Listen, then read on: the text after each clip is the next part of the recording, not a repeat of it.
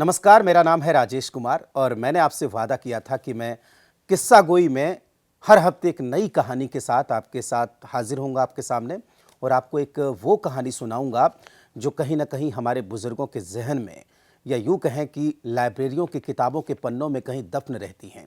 उनको वहां से ढूंढ के मैं लाऊंगा और आपको सुनाऊंगा और यकीन मानिए ये कहानी आपको ज़रूर पसंद आएगी। तो आज की कड़ी में हम वो कहानी आपके लिए लेकर आए हैं। बिहार के एक ऐसे सुरीले बेटे की ये कहानी है जिसने बिहार का नाम फिल्म इंडस्ट्री में या यूं कहें कि संगीत की दुनिया में सबसे आगे ले जाने का काम किया और उनका परचम आज भी फहरा रहा है।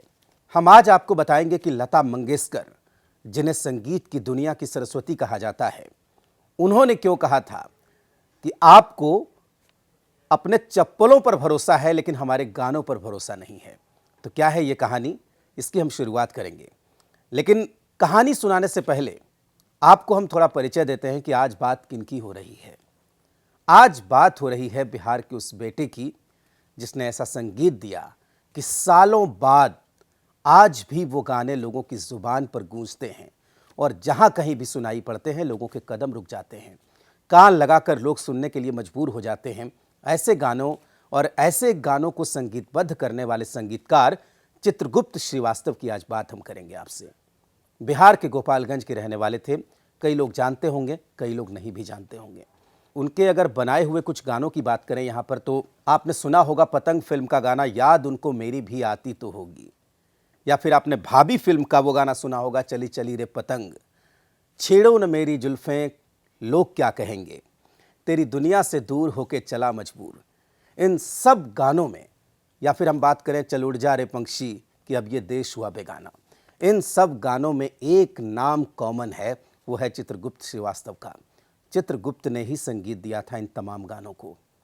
जो लोग भोजपुरी गाने सुनते हैं, जिन्हें पता नहीं कि भोजपुरी संगीत का, भोजपुरी फिल्मों का क्या इतिहास रहा है, आज जिस तरीके से अश्लील गाने बजते हैं, फूहड़ गाने बजते हैं, उन्हें मालूम नहीं हो कि हे गंगा मैया तो हे पियरी चढ़े वो का संगीत किसने दिया था, चित्रगुप्त ने दिया था। पता नहीं होगा कि लाली लाली ओठवा से बरसे ललैया का संगीत किसने दिया होगा, या फिर गंगा किनारे मोरा गांव हो, पिया के गांव हो, लागी नहीं छूटे रामा, इन तमाम सुपरहिट फिल्मों का सुपर संगीत देने का काम किया था चित्रगुप्त श्रीवास्तव ने। आज की कहानी उन्हीं चित्रगुप्त श्रीवास्तव से जुड़ी है, लेकिन उनके बारे में आपको हम बताना चाहेंगे कि गोपालगंज जिले के करमैली गांव में 16 नवंबर 1917 को जन्म हुआ था चित्रगुप्त का। और वो दौर था जब फिल्म इंडस्ट्री में अधिकांश लोग, बड़े बड़े नाम, उनका पढ़ाई लिखाई से कोई वास्ता नहीं था।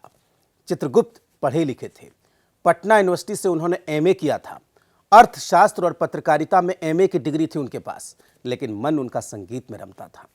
वहां से वो निकले, फिल्म इंडस्ट्री का रुख किया उन्होंने, 10 साल तक संघर्ष किया, उसके बाद अपना नाम बनाया।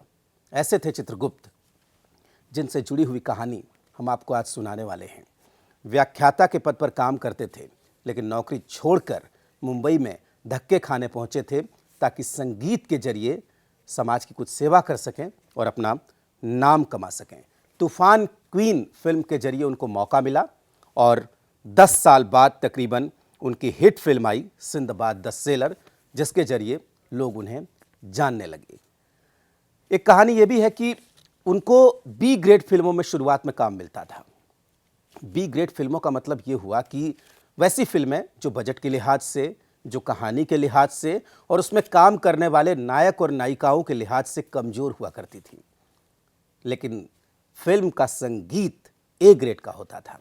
फिल्में भले बी ग्रेड की थी, लेकिन फिल्म का संगीत ए ग्रेड का होता था, क्योंकि उसमें चित्रगुप्त ने संगीत दिया था। आज उनसे जो जुड़ी हुई जो कहानी हम आपको सुनाने जा रहे हैं, दरअसल हुआ कुछ यूँ कि एक बार वो रिकॉर्डिंग करने के लिए अपने स्टूडियो पहुंचे। लता मंगेशकर जी को गाना था, कंपोज किया था गाने को चित्रगुप्त ने, धुन बनाई थी चित्रगुप्त ने और गाना गाना था लता मंगेशकर को। तो लता जी ने क्या देखा कि चित्रगुप्त दरअसल लंगड़ा के चल रहे हैं। तो लता जी ने पूछा कि क्या हुआ है आपके पाँव को? तो चित्रगुप्त ने कहा कि दरअसल चप्पल टूट गई है। तो लता जी ने कहा कि इतनी मामूली सी बात है, आपकी चप्पल टूट गई है, तो चलिए कोई दूसरी चप्पल ले आते हैं, नई चप्पल आपके लिए खरीद कर लाते हैं, उसके बाद रिकॉर्डिंग करेंगे। तो चित्रगुप्त ने कहा कि नहीं, जब भी मैं ये चप्पल पहनकर जाता हूँ, अच्छी रिकॉर्डिंग होती है, गाने हिट होते हैं। तो लता जी ने कहा कि देखिए, आपको अपने चप्पलों पर भरोसा है लेकिन हमारे गानों पर भरोसा नहीं है। तो ये कहानी यकीन मानिए आपको पसंद आई होगी। हालांकि ये मजाक की बात थी। चित्रगुप्त ने उसके बाद गाने को रिकॉर्ड किया और गाना सुपर डुपर हिट भी रहा। बिहार के इस सबसे सुरीले बेटे का जन्म शताब्दी पूरी हो चुकी है। आपको बता दें कि हमने आपको पहले भी बताया, 16 नवंबर 1917 को उनका जन्म हुआ था गोपालगंज में और उनकी मृत्यु 1991 में हुई। तो ये थी कहानी चित्रगुप्त की।